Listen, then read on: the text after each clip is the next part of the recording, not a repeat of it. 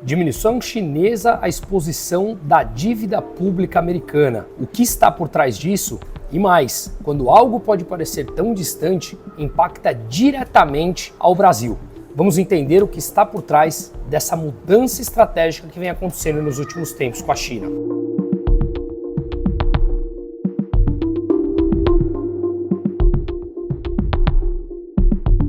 Mas antes de continuarmos, queria um pouco da sua atenção. Aqui nesse canal, a gente valoriza veículos de comunicação que pregam os mesmos valores que nós. Liberdade de expressão, liberdade de mercado e valores extremamente sólidos. Esses merecem todo o nosso respeito e todo o nosso apoio em meio a tudo isso que estamos vivendo. É por isso que não apenas faço parte da equipe da Revista Oeste, como ela também é uma mídia independente que está levando jornalismo sério e verdadeiro, sem censura, com uma qualidade a cada vez mais pessoas. E agora eles estão com uma campanha histórica para atingir os 100 mil assinantes. Fato histórico, pregando a total liberdade de expressão. E eu quero que vocês façam parte disso junto comigo. Acesse o link que está aqui na descrição ou o QR Code que está aqui na tela. Não fique de fora dessa. Ao assinar, você não apenas está apoiando um jornalismo sério que bate contra esse sistema corrupto autoritário, mas também ajuda a divulgar e estruturar essa causa que está tomando corpo no Brasil. Precisamos buscar nossas liberdades.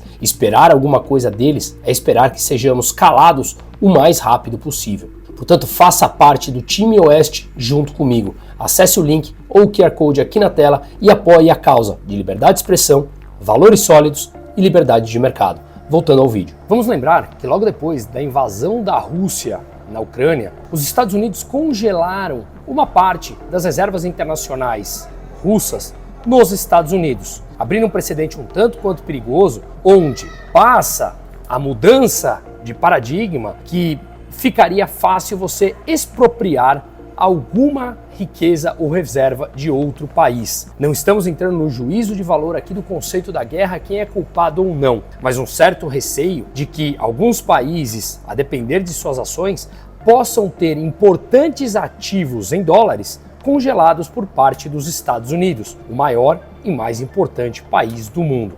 E claro, isso afetou também a China, que desde então vem mudando gradativamente a sua estratégia das reservas internacionais. Vamos lembrar que a reserva internacional da China supera os 3 trilhões de dólares. Para efeito de comparação, o PIB brasileiro está na casa dos 2 trilhões de dólares. Portanto, apenas as reservas internacionais da China são significativamente maiores do que o PIB brasileiro. Conforme conseguimos ver aqui nessa matéria, a China vendeu 113 bilhões de dólares em títulos da dívida americanas nos últimos 7 meses. Vale lembrar que quem compra um título público está emprestando dinheiro para aquele governo. Se você, por exemplo, compra Tesouro Direto, você está financiando o governo brasileiro. Se você compra título público americano, os chamados treasuries, você está financiando o governo americano, empresta dinheiro para o país em troca de uma taxa de juros. Portanto, fica aqui completamente explícito que a China, sendo um rival político, geopolítico dos Estados Unidos, estava amplamente financiando ao governo americano, que supostamente é o seu rival ou o seu inimigo em muitos campos, o que obviamente não faz nenhum sentido sob o ponto de vista estratégico. Portanto, se essa rivalidade entre as duas maiores economias do mundo segue, é natural que nós vejamos um receio da própria China que os Estados Unidos possam vir a congelar as suas reservas ou parte dessas reservas, como aconteceu com a Rússia, como mencionamos aqui no começo do vídeo. Portanto, essas vendas que a China vem fazendo de títulos públicos americanos, tirando o dinheiro dos Estados Unidos, atingiu o menor nível desde 2009 do montante que a China detém desses títulos públicos da dívida americana. Se nós levarmos em consideração o final do mês de junho do ano de 2021, a China tinha quase 1 trilhão e 100 bilhões de dólares desses títulos. Ou seja, como falamos, estava financiando o governo americano nesse montante. Em 2024, começaram as vendas em massa. As vendas já estavam começando antes, mas começaram em massa nessa data já mais próxima a 2024, conforme nós conseguimos ver aqui nesse gráfico. Se olharmos hoje, o montante que a China detém de títulos públicos americanos está na casa dos 780 bilhões. O Reino Unido, 745 bilhões. O Japão, ainda acima de 1 trilhão, mas chegou a atingir 1 trilhão e 300 em agosto de 2021 e também chegou a começar a diminuir a sua posição, diversificando em outras classes de ativo. Ao mesmo tempo, nós vemos aqui outros países como Canadá, Bélgica, Ilhas Caimã, aumentando esse posicionamento de títulos públicos americanos, que já mostraremos a seguir. Portanto, o que vemos claramente é a China diversificando aonde coloca as suas reservas internacionais. Um dos ativos que a gente vê que a China vem crescendo e comprando de forma abrupta é o ouro.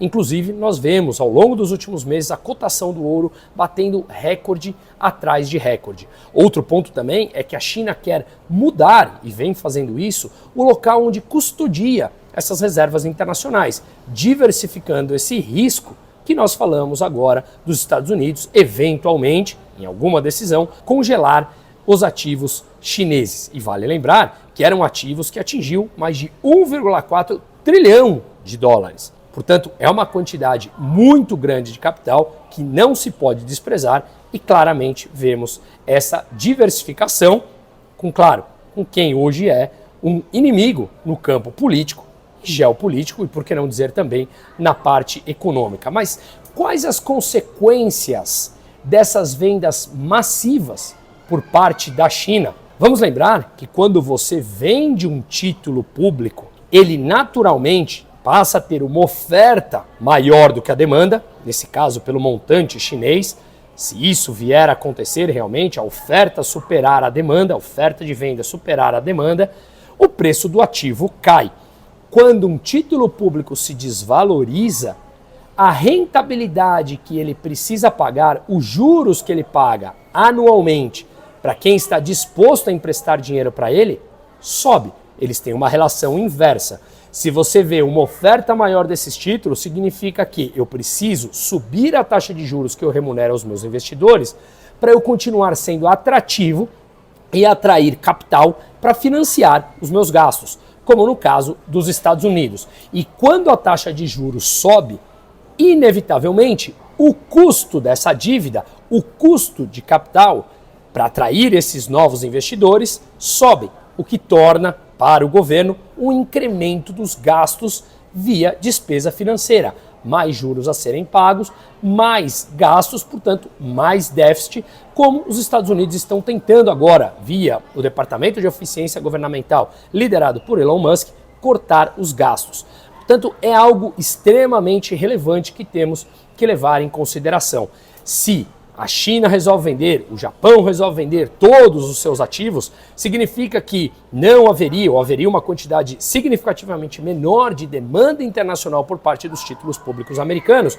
E nesse caso, se isso vier a acontecer um dia, não acredito nisso, mas se vier a acontecer um dia, nós teríamos que ver o Federal Reserve, o Banco Central americano, comprando esses próprios títulos para dar liquidez. Para isso ele precisaria emitir dólares. Ao emitir dólares, se a oferta supera a demanda, a cotação do dólar, o valor do dólar cai e automaticamente os Estados Unidos teriam mais inflação.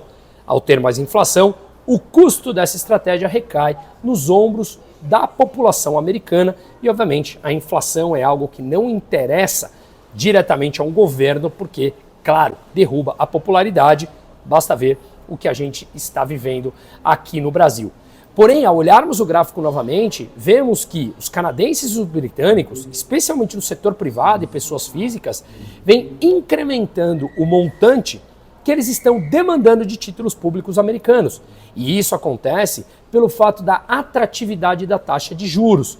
Os juros nos Estados Unidos mais alto, portanto, se tornam atrativos, dado o risco de financiar o governo americano, que é considerado risco zero. Nessa briga entre uma maior oferta de títulos públicos por parte dos chineses, uma outra oferta por parte dos japoneses, nessa briga vê-se há mais incremento de demanda por outros países ou cidadãos de outros países versus as vendas massivas por parte dos governos, especialmente da China, como acabamos de mencionar aqui. Vamos lembrar que ao olharmos os títulos públicos americanos, as suas taxas que remuneram os investidores, ou seja, aqueles que financiam o governo americano, vem subindo gradativamente desde mais ou menos o ano da pandemia. Em 2020, remuneravam por volta de 0,7% ao ano. Em 2021, já estava mais de 1,5% ao ano, até que atingiu um pico de 5% em 2023. E agora, se você compra um título público americano com vencimento de 10 anos, ele te remunera por volta de 4,23% ao ano, o que é algo que eu também acho atrativo. A gente vem falando isso há muito tempo e vale lembrar que quando os juros futuros caem, esses ativos se valorizam no valor presente. Eu vou deixar o link aqui no descritivo, brunomusa.com.br/investimento.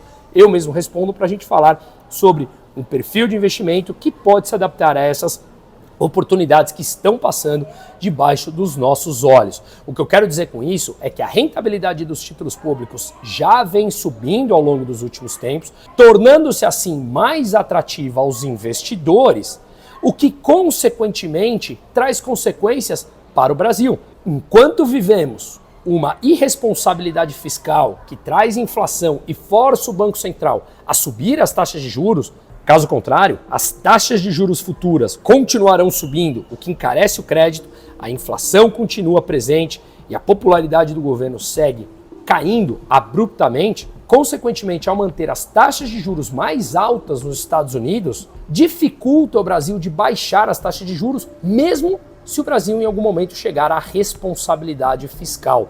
Por quê? Porque quanto maior a taxa de juros nos Estados Unidos, mais atrativos são os títulos públicos americanos para os investidores. Com isso, dificulta que o Brasil baixe as taxas de juros, repito, se chegarmos em algum momento da responsabilidade fiscal, coisa que não parece que estejamos sequer perto. Mesmo na responsabilidade fiscal, quando a taxa de juros do Brasil é mais próxima à taxa de juros americana, o risco dos Estados Unidos é menor, você veria uma demanda por dólar, consequentemente uma desvalorização das moedas emergentes, quanto menor o diferencial de taxa de juros entre os dois países. Quando tratamos da realidade, onde o Brasil está numa tremenda irresponsabilidade fiscal, bom, aí se torna praticamente impossível.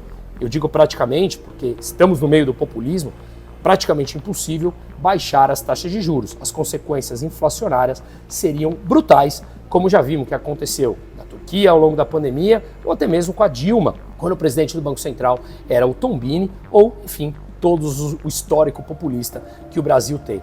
Assim, também torna-se mais difícil, com todo esse feito, com toda essa grande oferta de título público americano, do próprio Federal Reserve, o Banco Central americano, de cortar as suas taxas de juros. Quanto maior essa oferta, os juros teriam que subir, como eu falei, e, portanto, fica mais difícil deles conseguirem baixar a taxa de juros, como mencionamos. E, claro, o custo financeiro de um juros mais alto é maior e na economia real também a mesma coisa. Portanto, assim, nós vemos que uma ação bélica que os Estados Unidos tomou contra a Rússia lá atrás faz com que a credibilidade possa sofrer algum tipo de impacto e vejamos países importantes como China e Japão diversificando as suas reservas internacionais com esse receio de um eventual bloqueio. E isso traz consequências para o mundo todo, afinal de contas, estamos lidando com os Estados Unidos. As guerras, portanto, fraturam o tecido comercial, empresarial e econômico de um país e sempre permite que os burocratas de turno aumentem o tamanho do Estado, gastando mais e diminuindo a liberdade da população. Isso em todos os âmbitos de uma economia. E isso nunca é positivo para nenhum dos lados. Seguimos.